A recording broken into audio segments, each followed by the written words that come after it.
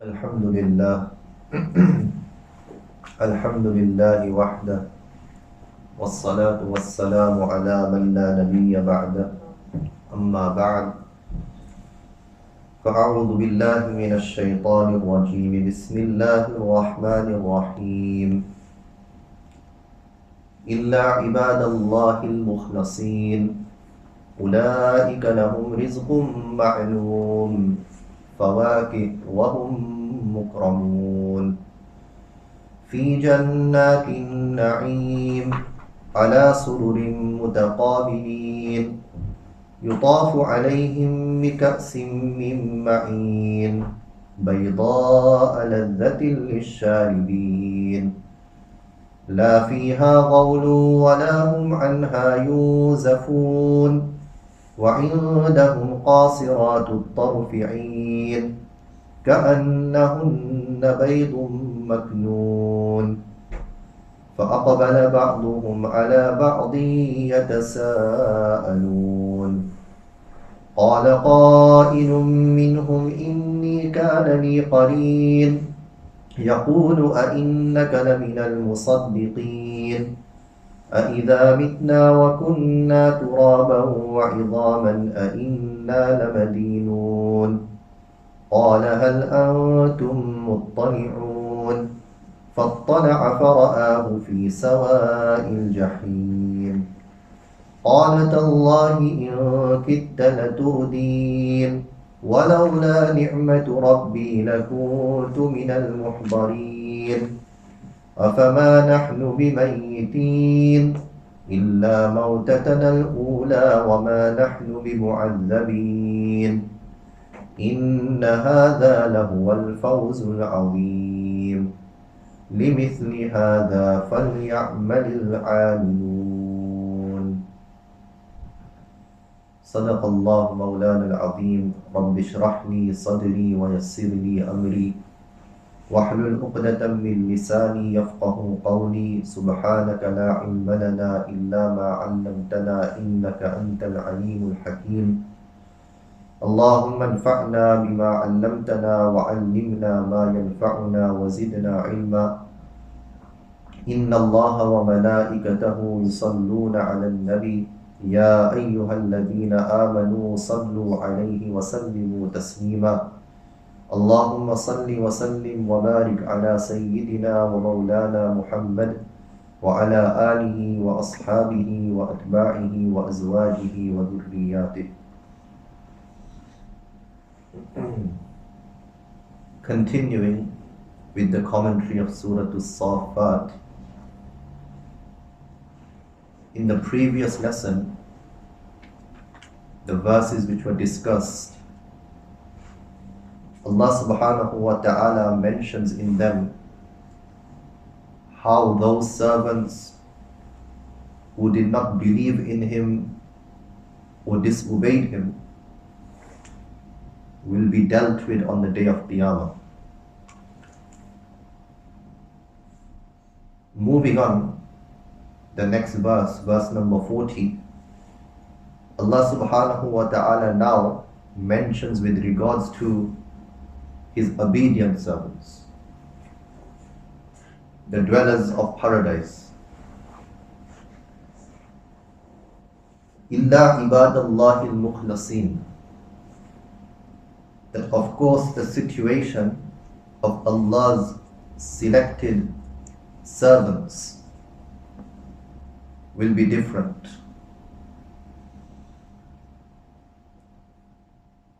Ulaika lahum rizqum ma'lum. For these people there will be a known provision, a familiar provision. Rizq is provision, sustenance. And ma'loom is something which is known. What does it mean here in this verse where Allah Ta'ala is saying that in Jannah the rizq, the sustenance will be known? So there are three opinions which can be found in the commentaries of the Qur'an. Hazrat Hakim al-Ummat, Hazrat Thanvi rahmatullahi alayhi mentions that rizqum ma'loom here means that Allah subhanahu wa ta'ala is referring to all those verses in the Qur'an where He has spoken about the various foods and drinks of paradise. So the sustenance is known. And what does it mean by known? That we have been informed in various parts of the Qur'an that you will get this in Jannah, you will get this in Jannah, you will get this in Jannah.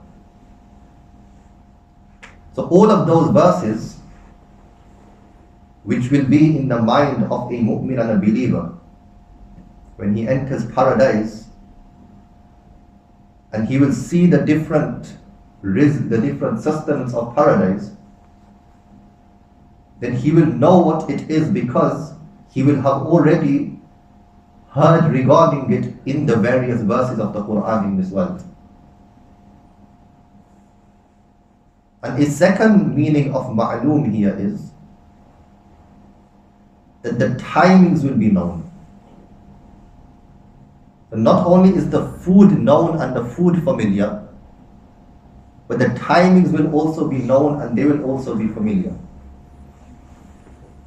And this refers to a verse in Surah Maryam in which Allah Ta'ala says, وَلَهُمْ رِزْقُهُمْ فِيهَا بُكْرَةً وَعَشِيًّا. That for the people of Jannah, there will be rizq and sustenance in the morning and in the evening. So this does not mean that they will only get food in the morning and in the evening. In paradise, whenever a person will wish to eat something or to drink something, immediately he will receive that. But there will be a special delivery in the morning and a special delivery in the evening. And the time will be fixed. So this time will be known that in the morning at this time daily we will receive this special delivery. And at night at this specific time daily we will receive this delivery. So this verse, وَلَهُمْ رِزْقُهُمْ فِيهَا بُكْرَةً وَعَشِيًّا, that in the morning and in the evening daily they will receive their rizq and sustenance. This is another meaning of rizqum ma'loom, that the rizq and the sustenance will be known, meaning the time will be known. So now the food is also known because we find it in different places in the Quran, and the time is also known. And a third commentary is that they will receive known sustenance, familiar sustenance. Ma'loom here is in the meaning of yaqeen, of certain, and in the meaning of everlasting. So it means that the sustenance that they will receive in paradise, it will be certain and it will also be everlasting. In the world, it's possible you will get your dinner today. But there is always that concern in the back of a person's mind that if Allah Ta'ala wants, He could deprive me. I could go home and there could be nothing. You could go with this intention to a takeaway or to a restaurant that I will receive food here, and you reach there and it's closed. Or they say we've run out of food. In this world there is always that possibility. But in paradise it will be certain that you will definitely get food. No doubt whatsoever. And it will be everlasting, it will never finish. In the world, if a person is going through a tough time, then it's possible that he cannot eat to his fill. Sometimes a person has to even think that I need to leave some for the next day. But in paradise it will not be like this. He will know in the back of his mind that I don't have to worry about the next second or the next day or the next week or the next month or the next year. Now, forever and ever, Allah subhanahu wa ta'ala is going to provide me with rizq and my sustenance. So, أُولَٰئِكَ لَهُمْ رِزْقٌ مَعْلُومٌ. And thereafter Allah subhanahu wa ta'ala mentions a quality of the sustenance of paradise. That fawakih, that this sustenance will be fawakih. Now, fawakih, this is the plural of fakiha. And fakiha in Arabic means fruit. Or that's how we normally translate it, as fruit. In majority of the translations of the Qur'an, you will find the word fruit wherever you find fakiha. But in reality, this word fakiha and the plural, which is fawakih, it doesn't refer to fruit only. It refers to any food that a person eats which he is not eating to remove his hunger. He is only eating it for pleasure, for taste, for enjoyment. So a person has his meal, he has his lunch, he has his dinner, the actual food. And after this, on top he also has dessert. Now this dessert, this is extra. And fruit is usually also eaten as something extra. This is why those who cannot afford extra, they will not purchase fruit. They will only have the staple food. So because fruit is something that you eat as extra, just for the taste, just for the enjoyment. This is why in the Quran we find this word fakiha and fawakih. But in paradise, everything that a person will eat will be fakiha. It will be extra. Why? Because a person in paradise will never feel hungry. So you will never eat to fill your stomach. You will only eat for enjoyment. You will only eat for the taste. And another reason why a person may eat in this world is either to save himself from an illness or to cure himself from an illness. So a person eats food to maintain his energy, to maintain his physicality. Because he knows if I don't eat, I'll become weak. If I don't eat, I'll fall ill. And sometimes you eat in order to cure yourself. A person has a flu, now he's drinking soup. But in paradise, there will be no fear of falling ill, nor will a person ever fall ill. So every time a person eats, this will be fakiha, this will be fawakih, this will be extra. This will only be for the taste, for the pleasure.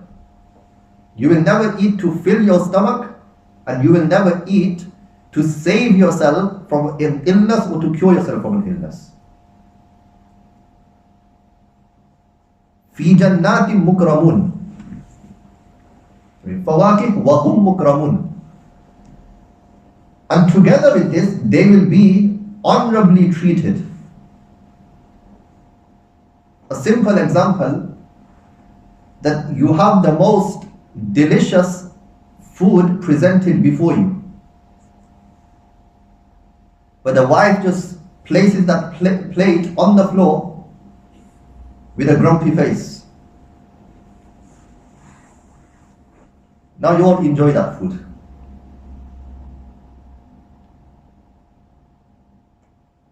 Hazrat Mufti Shafi Sahib Rahmatullahi Alayhi writes in Ma'ariful Qur'an that in here there is an indication that when you are a host and you have guests, your responsibility is not only to present the food before them, is to do so in an honorable manner. So they feel welcome and they feel like eating the food. Otherwise, if you present the best of foods but you are not showing them honor, then they will not be able to enjoy that food. So in paradise, the food will also be of the highest standard, and the hospitality will also be of the highest standard.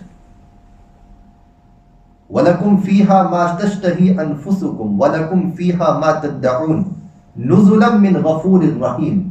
Because over there, We will be the guests and Allah Ta'ala Himself will be the host. So وَهُمْ مُكْرَمُونَ فِي جَنَّاتِ النَّعِيمِ. And where will they be receiving all of these blessings? In the Jannat of eternity. The gardens of eternity, the gardens of bliss. Jannat al-Na'im.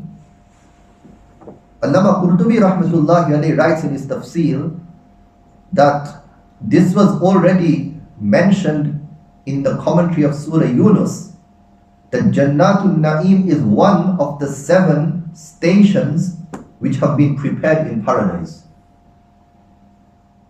Now, if we refer to the commentary of Surah Yunus, then under the verse of Wallahu yad'u ila Daris Salam, this quotation of Sayyiduna Abdullah ibn Abbas radiyallahu anhuma can be found. That Ibn Abbas radiyallahu anhuma says that there are 7 stations in paradise. And they are: number 1, Darul Jalal; number 2, Darus Salam; number 3, Jannatu Adn; number 4, Jannatul Ma'wa; number 5, Jannatul Khuld; number 6, Jannatul Firdaus; and number 7 is this here, Jannatul Na'im. So Jannatul Na'im is one of these 7 places which Ibn Abbas radiyallahu anhuma has mentioned, which can be found in paradise. Ala sururin mutaqabilin. They will be sitting on couches which will be like thrones. So each person will be sat on a throne. Each person will be a king. Mutaqabilin, facing each other. The commentators of the Qur'an mention here that no matter how large the gathering may be, there will never be a time in paradise when one person's back will be facing towards another person. This is how the people of paradise will be honored. Some of the opinion that whenever the dwellers of paradise will sit in paradise, they will sit in a circle. So when you sit in a circle, your back is never facing towards another person. And furthermore, they say that no matter how large that gathering may be, sometimes 200, 300 people are sat in one circle. But the person who is sat here, if he wishes to talk with someone who is sat at a very far distance, he will be able to speak to him and it will seem as though that person is sat right in front of him. In this day and age, it's very easy to understand because we have technology and we can zoom in. So if a computer in this world can zoom in, then why can't Allah Ta'ala make us zoom in paradise? And some of the opinion that the thrones and the couches which a person will sit on, they will be reclining. They will be what? So they will turn, they will be revolving. So you will be able to revolve in such a way that your back never turns towards another person. But mutaqabilin, the first opinion and the first explanation is that your back will never face towards another person in paradise. يُطَافُ عَلَيْهِمْ بِكَأْسٍ مِّن مَّعِينٍ. They will be presented with goblets, with cups, filled with flowing wine. Now, from here, from verse number 45, Allah subhanahu wa ta'ala mentions regarding the wine of paradise.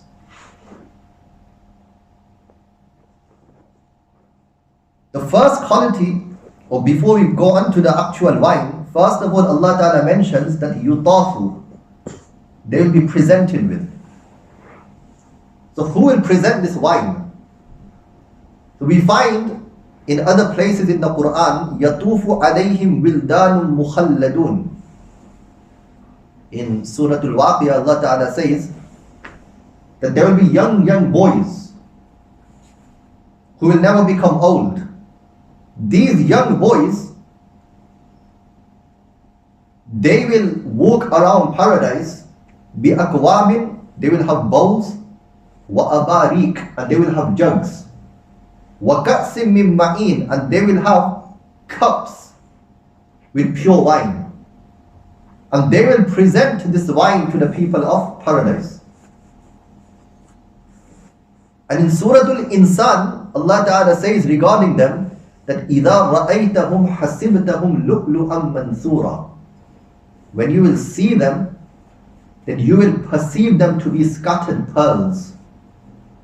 This is how these young boys, Allah Subhanahu wa Ta'ala will make them so handsome and so beautiful. And they will be serving you in paradise.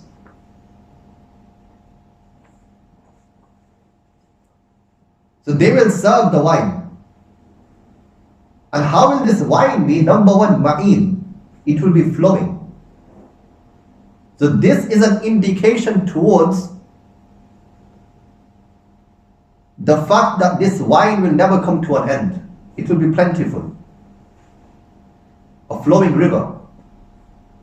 So when a person is standing on the bank of a flowing river, on the ocean, he does not have to worry that this water will finish. So this wine will be flowing, meaning this wine will never finish. It will be plenty. Bayda, the second quality, is that it will be white. This is an indication towards how pure this wine will be.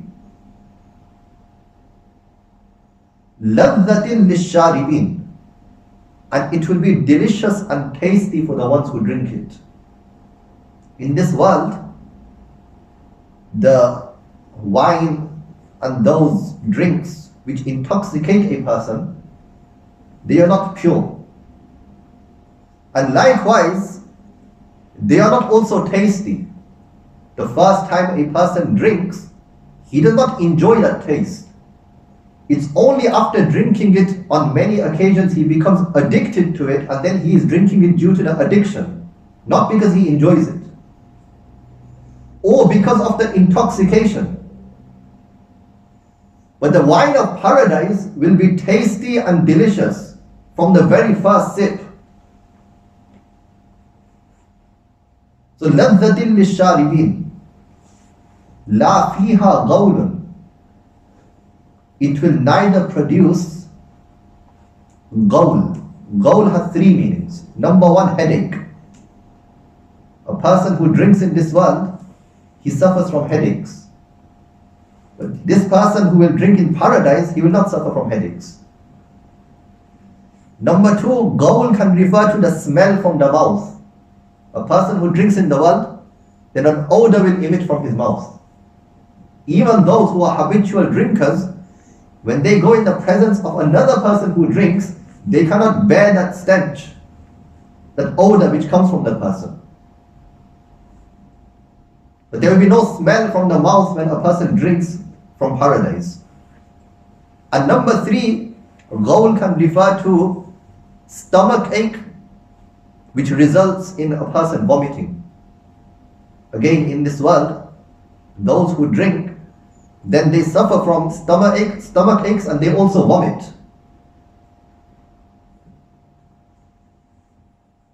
And وَلَا هُمْ عَنْهَا يُنْزَفُونَ, nor will they be intoxicated by it. In this world, when a person drinks, he becomes intoxicated. This will not be the case with the wine of paradise. So here Allah subhanahu wa ta'ala mentions regarding the wine of paradise, ma'in, bayda, ladhatin lisharibin, three qualities. And thereafter gawlun has three meanings, so six qualities, and finally yanzifun. So seven attributes of the wine of paradise have been mentioned here. This is why Imam Dahhak rahmatullahi alayhi, who is a student of Sayyiduna Abdullah ibn Abbas radiyallahu anhuma, he mentions fil khamri arba'u khisalin, that in the wine of this world there are four traits. Number one, as-sukr, a person becomes intoxicated. Was-suda, number two, he gets a headache. Wal-qay, number three, he vomits. Wal-bawl, and number four, he needs to urinate. A person urinates excessively after drinking the wine or the alcohol of this world. فَذَكَرَ اللَّهُ خَمْرَ الْجَنَّةِ فَنَزَهَهَا عَنْ هَذِهِ الْخِصَالِ. Allah subhanahu wa ta'ala here mentions the wine of paradise, and He has kept it free from all of these traits. وَإِنَّهُمْ قَاصِرَاتُ الطَّرْفِئِينَ. And with them in paradise there will be wide-eyed damsels, women, قَاصِرَاتُ الطَّرْفِئِينَ, whose gazes are ever lowered. Now Allah subhanahu wa ta'ala speaks about the women of paradise. The first quality mentioned here is قَاصِرَاتُ الطَّرْفِ. قَاصِرَاتُ الطَّرْفِ, that those who lower gazes. The commentators have mentioned that this can have two meanings to it. There are two ways you can explain this. The first one is that قَاصِرَاتُ الطَّرْفِ means that the women themselves will always keep their gaze lowered. And what this means is that they will never look towards another man besides that man who has been stipulated for that particular woman. She will never look towards another man. This is an indication towards her loyalty, that she will be so loyal to her husband that she will never look towards any other man or any other male.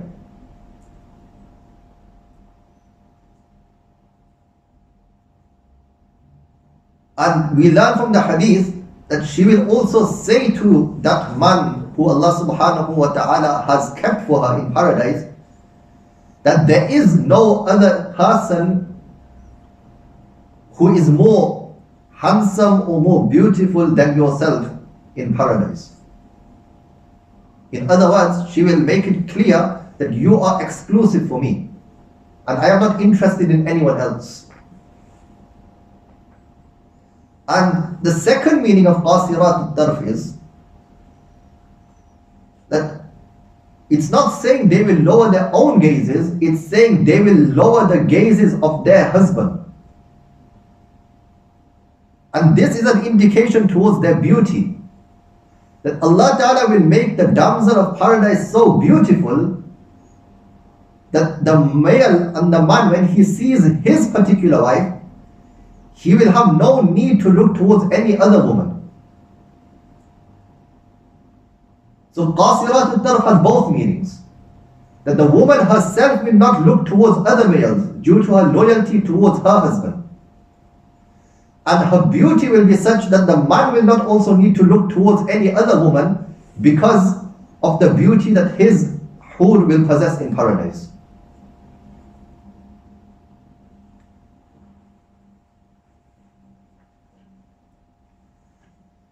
So وَإِنَّهُمْ قَاصِرَاتُ الطَّرْفِ طَرْفِئِينَ, that with them will be wide-eyed damsels whose gazes are ever lowered. كَأَنَّهُنَّ بَيْضٌ مَكْنُونَ, as if they are precious eggs.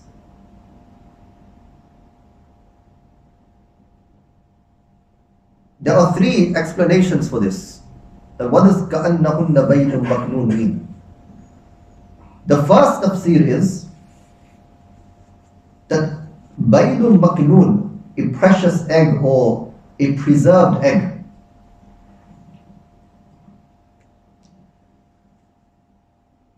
This was a simile which was popularly recognized amongst the Arabs. And it was used because when you have an egg which is hidden under the feather, then this egg is completely pure. No dust can settle on it. So it's completely clean and completely pure. So the Arabs, if they wanted to say something is very pure, then they would say كَأَنَّهُنَّ بَيْضٌ مَكْنُونَ. It's as if it's a pure egg, a preserved egg.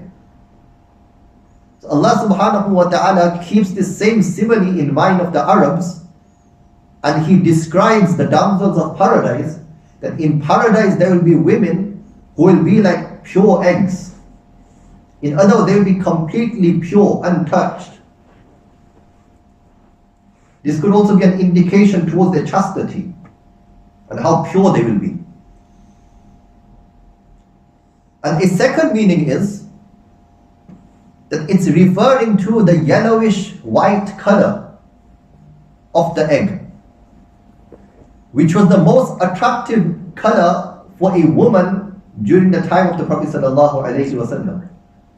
So Allah Ta'ala is saying that because this color is most attractive to you, then we are informing you that in paradise, the women that you will receive, they will also be of this color. This will be their complexion in paradise. And the third explanation is that between the shell and the egg, there is something known as the membrane, which is known for its softness. So Allah subhanahu wa ta'ala is saying that the skin of the women of paradise will be extremely delicate and extremely soft. So these are some explanations which have been mentioned under كَأَنَّهُنَّ بَيْضٌ مَكْنُونَ. And there is also a hadith which Imam Tabarani rahmatullahi alayhi has mentioned, and Allama ibn Kathir rahmatullahi alayhi has actually mentioned this in the commentary of Surah Al-Waqi'ah, where Mu'mineen, the mother of the believers, Salama radiyallahu anha, she asked Rasulullah sallallahu alayhi wasallam regarding 5 verses of the Qur'an in which Allah subhanahu wa ta'ala speaks about the damsels of paradise.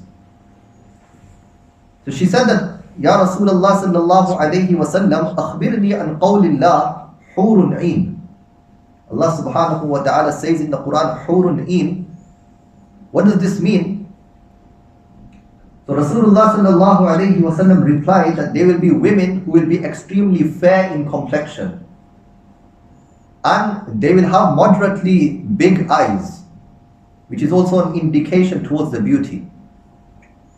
And they will have strikingly dark black hair. So she said, أخبرني عن قول الله أخبرني عن قوله كأنهن لؤلؤ مكنون وكأمثال اللؤلؤ مكنون. Allah Ta'ala says in the Quran that they will be لؤلؤ مكنون, preserved pearls. What does this mean? So Rasulullah sallallahu alayhi wasallam replied that they will be like a pearl in the oyster which hasn't been touched. In other words, completely pure. Thereafter she said, أخبرني عن قوله فيهن خيرات حسان. That, O Rasulullah sallallahu alayhi wasallam, in Surah Al-Rahman, Allah Ta'ala says that in paradise there will be women khayratun hisan. What does this mean? So he replied, they will be striking in appearance and sublime in character. Because you need both. If a woman is just beautiful but she doesn't have the character, then very quickly you will no longer want to be with her. A woman needs both. She needs beauty as well, and she needs character as well. And from the two, character is more important than beauty also. This is why in Urdu there is a poet who says that Husn Surat Chand Roz, Husn Sirat Mustaqil, Isse khush hoti hai aankh, usse khush hota hai dil. It says Husn Surat Chand Roz, the physical beauty in this world, this is only going to be for a few days. Very soon she's going to become old. She's going to lose that beauty. The beauty she had when she was 20, she is not going to have when she is 60. But husn sirat mustaqil, the good character in her, this remains forever. Usse khush hoti hai aankh, the external beauty, this pleases the eyes. Isse khush hota hai dil. But if someone has good character, then with that you can attract a person's heart. So in paradise they will have both. They will have the beauty also, and they will also have the character. So fihinna khayratun hisan, striking in appearance, sublime in character. Thereafter Salama asked regarding this verse of Surah As-Saffat, كَأَنَّهُنَّ بَيْضٌ مَكْنُونَ أَخْبِرْنِي عَنْ قَوْلِهِ كَأَنَّهُنَّ بَيْضٌ مَكْنُونَ. Allah Ta'ala says in the Quran, they will be like preserved eggs. Rasulullah sallallahu alayhi wa sallam replied, this means Allah Ta'ala is speaking about the tenderness of their skin will be like the thin layer in the inner portion of the egg. And finally she said, أخبرني عن قوله عربا أترابا. Rasulullah sallallahu alayhi wa sallam replied that the women of paradise, they will be loving and they will be of equal age.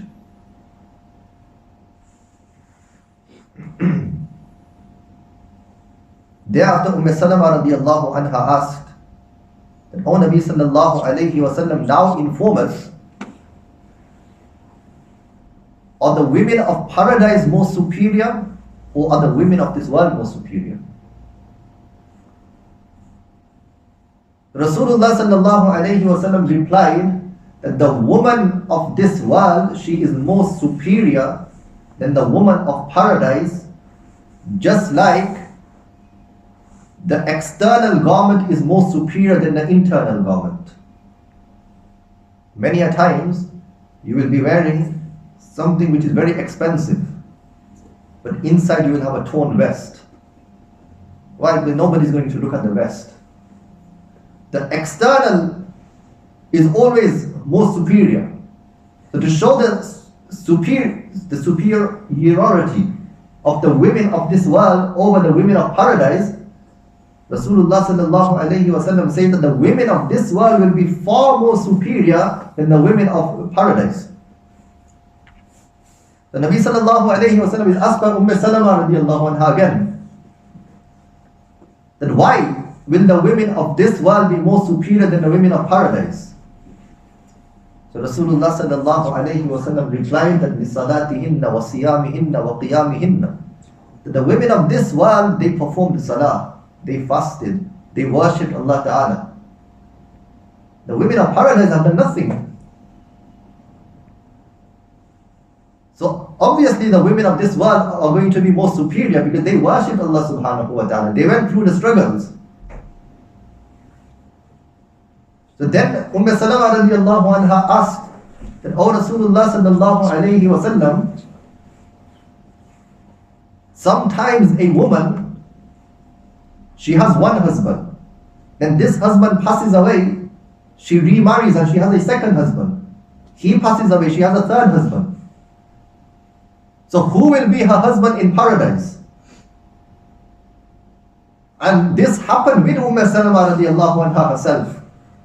And this hadith shows us the intelligence of this woman.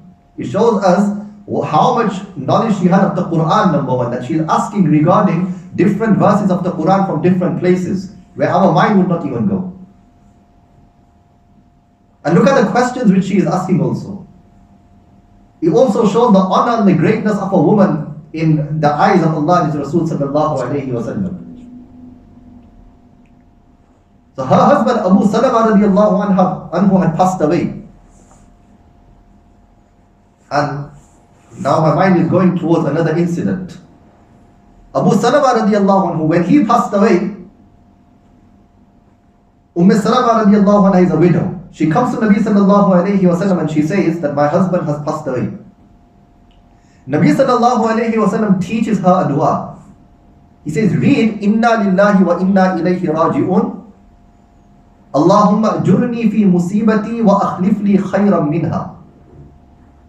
This is what we are supposed to read whenever we are we become aware of any calamity, not only when someone passes away. Now there are two things we do wrong here. One is we only read Inna lillahi wa inna ilayhi raji'un when someone passes away. It's for any calamity. This is what Allama Qurtubi rahmatullahi alayhi under the commentary of that verse he has written that once Nabi sallallahu alayhi wa sallam was sat and the lamp which was in the room, it became extinguished. Like we lose the light. There's a power cut or the bulb stops working. So Nabi sallallahu alayhi wa sallam said, Inna lillahi wa inna ilayhi raji'un. So there was someone sat in the room. They said that, why are you reading Inna lillahi wa inna ilayhi raji'un? Because usually we read it when someone passes away. The only thing that's happened is the light has gone. And Nabi sallallahu alayhi wa sallam said, this is something you should read whenever there is a calamity, no matter how small it is. Even if you lose the light. So upon any loss, whenever a loss occurs, no matter how insignificant it may be, you recite Inna lillahi wa inna ilayhi raji'un. This is number one. And number two is, we only read Inna lillahi wa inna ilayhi raji'un. This is in the Qur'an. But in the hadith we find an extension to this dua, which Salama radiallahu anha was taught. That Allahumma ajurni fi musibati. Oh Allah, you reward me in this calamity of mine. So for as long as I am going through this difficulty, oh Allah, you reward me. Now you will be rewarded. Somebody passes away and for 3 days, 4 days, 5 days, you feel that grief. Allah Ta'ala is going to reward you. وَأَخْلِفْ لِي خَيْرًا مِنْهَا. And oh Allah, give me something more better in return. Now imagine if we were to supplicate with these words.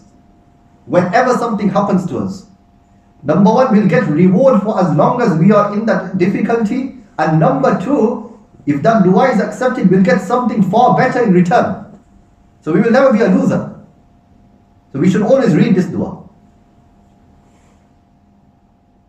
So Salama radiallahu anha says, when Nabi sallallahu alayhi wa sallam taught me this dua, I was reading it and I knew that it will be accepted. But I was thinking that in Medina Munawwara, where will I find a man more superior than Abu Salama, my husband, who has just passed away? It was only a few days later when Nabi sallallahu alayhi wa sallam himself came with the proposal that I want to marry you. This is when it clicked to me that this dua has also been accepted, that I've lost Abu Salama, but in return I've received the Prophet sallallahu alayhi wa sallam himself. So anyway, Hazrat Salama radiallahu ta'ala anha, she asked this final question that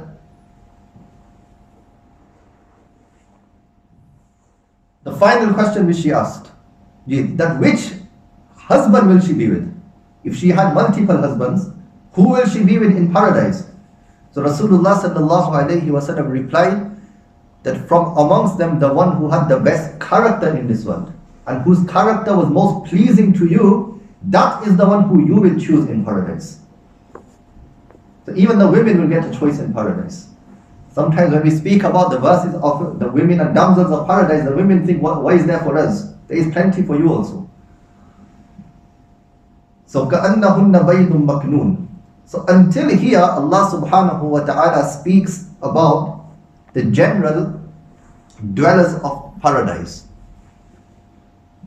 And now from verse number 50, Allah subhanahu wa ta'ala speaks about a specific individual in paradise. فَأَقْبَلَ بَعْضُهُمْ عَلَى بَعْضٍ يَتَسَاءَلُونَ. Sitting there with each other, they, the people of Jannah, will face each other, questioning each other. قَالَ قَائِلٌ مِّنْهُمْ إِنِّي كَانَ لِي قَرِينٌ. One of them will say, I had a certain companion. يَقُولُ أَإِنَّكَ لَمِنَ الْمُصَدِّقِينَ. Who used to say, are you from those who confirm? Meaning the resurrection which will take place. Here Allah subhanahu wa ta'ala is now speaking about a certain individual in paradise. Mufti Shafi Sahib rahmatullahi alayhi says that this is referring to an incident which took place between two individuals, Yahuda and Matrus. And Allama Jalaluddin Suyuti rahmatullahi alayhi, he has mentioned an incident under the commentary of this verse, that it refers to two men who were business partners. They received 8,000 dinar, 8,000 silver coins. They shared the 8,000, 4,000 each. One of them was more inclined towards this world, and he decided to invest the 4,000 in this world. And the other was more inclined towards the akhirah and the hereafter. The first one, he spent 1,000 in purchasing some land. When this second person found out, he turned towards Allah and he said, "Oh Allah, my friend has spent 1,000 and purchased land in this world. I am spending 1,000 in charity and purchasing the land of paradise." A few days later, he is informed that his friend has spent 1,000 and built a house in this world. He again turns towards Allah and he says, "Oh Allah, my friend has built one house in paradise. I am spending another 1,000 in charity and purchasing a house in Jannah." Thereafter, he is informed that his friend has married a woman and it cost him 1,000 dinar. He turns to Allah and he says that my friend has married a woman of this world. I am spending 1,000 in charity and marrying a woman of paradise. Finally, he is informed that his friend has spent the final 1,000 in purchasing items, furniture, other items of this world. He turns to Allah and he says that, "Oh Allah, I spend this final 1,000 also in charity and purchase the items and the furniture of paradise." Some time goes by and he is faced with poverty. So he thinks to himself, "Let me go back to my friend. Maybe he will be able to assist me and help me." So he goes to his friend. So his friend asks him that, "I also received 4,000, you also received 4,000. What did you do with the money?" So he informs him that, "I spent it all in charity." So upon this, his friend will say, "أَإِنَّكَ لَمِنَ الْمُصَدِّقِينَ?" This is what these verses are referring to. That, are you from those who confirm that resurrection will take place? أَإِذَا مِتْنَا وَكُنَّا تُرَابًا وَعِظَامًا أَإِنَّا لَمَدِينُونَ? Will we really be given the punishment for our actions when we die and become sand and bones?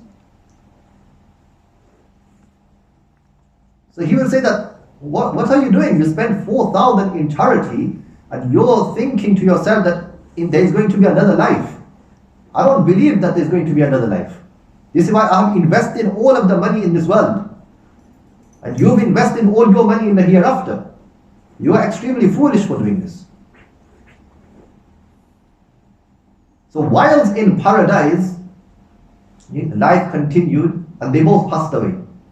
And this person who invested for his hereafter, he will be in paradise. And one day the thought will cross his mind that, "I wonder where my other friend is, who didn't believe that there is going to be a life hereafter. And he invested all his money in the world. He did nothing for the hereafter." So, قَالَ هَلْ أَنْتُمْ مُطَّلِعُونَ? Allah subhanahu wa ta'ala will say that, "Do you want to have a look into Jahannam? Do you want to see that friend of yours, where he is?" فَاطَّلَعَ فَرَآهُ فِي سَوَاءِ الْجَحِيمِ. When he will look, he will see that his friend is in the midst of Jahannam. So then he will say, Tallahi in kitta laturdin. The mu'min will say that by Allah, you almost destroyed me. وَلَوْلَا نِعْمَةُ رَبِّي لَكُنْتُ مِنَ الْمُحْضَرِينَ. If it were not for the bounty of my Rabb, I would have certainly been from those brought forward to be punished. In other words, that it was very close. You are trying to convince me that there is no life after death. And if I had listened to you and begun to invest in the world just as you did, then today I would have been with you in Jahannam also. Mufti Shafi Sahib Rahmatullahi Alayhi writes in Al-Qur'an under the commentary of these verses that here we have to embed this in our mind that those who we sit with, those who we listen to, those whose company we adopt, this is of extreme importance. Because if we continue to sit with those individuals who have no inclination towards the hereafter, and our thinking also becomes like theirs, then we will also be spending all our time in trying to acquire this world, and we will forget about the hereafter.